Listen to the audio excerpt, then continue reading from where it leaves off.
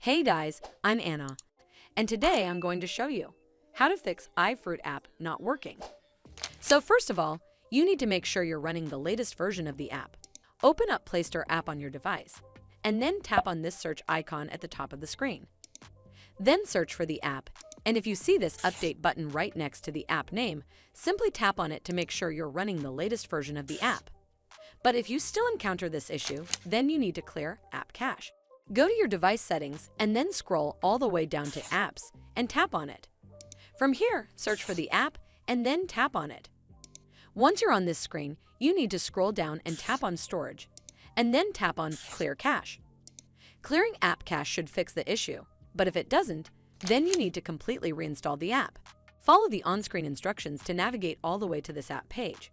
Once you're on this screen, you need to tap Uninstall at the bottom, and then tap OK to confirm.